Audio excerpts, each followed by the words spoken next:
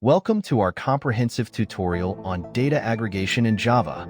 Today, we're going to dive deep into the concept of data aggregation using Java Collections and Streams API and how we can apply these techniques effectively. Whether you're a beginner or an experienced developer, by the end of this video, you'll have a solid understanding of how to aggregate data in Java. Before we get started, let's define what data aggregation means. Data aggregation is the process of compiling and summarizing information from different sources. In the context of programming, this often involves collecting data into a more manageable form, enabling analysis or reporting in a concise manner.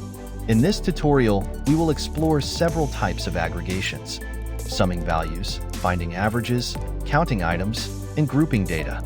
We'll use a sample dataset to illustrate these concepts, and you'll see how easy it is to implement these techniques with Java Stream API.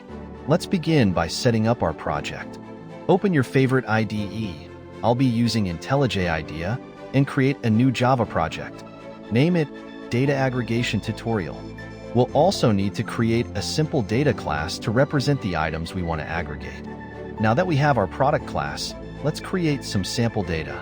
This will help us test our aggregation functions later on. We'll create a list of products, each with a name, price, and quantity. With our data set up, the first aggregation operation we'll perform is summing the total price of all products. This is a straightforward operation that will give us an insight into our total inventory value. Now, let's break down what this code does.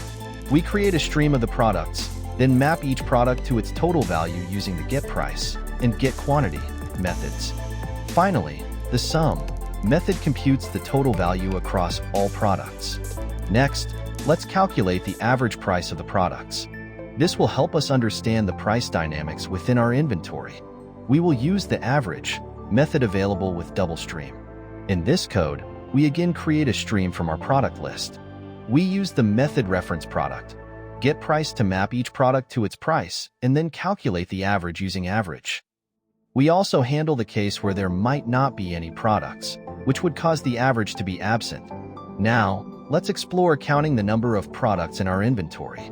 This is essential for understanding how many items we have at our disposal. It can be done easily with the count method. Here, we simply call count on the stream, which returns the total number of products. It's very efficient and straightforward. Counting items is a fundamental operation in data handling. The next aggregation operation we'll perform is grouping our products by price range.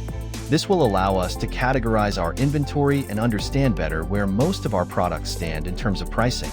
This code uses the collect method with collectors.groupingby to group products into categories based on their price. Depending on their price, we label them as budget, mid-range, or premium. This group data is then printed out for clear visibility. As we move forward, let's look at combining multiple aggregation functions such as summing and counting at the same time. This can help us get a broader picture of our data more efficiently.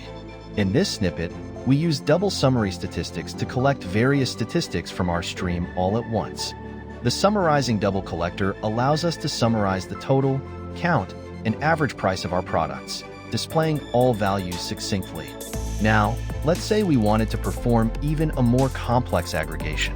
For example, we could want to find out the number of products in each category, budget, mid-range, premium, we've previously defined, while also calculating the total quantity sold in each category.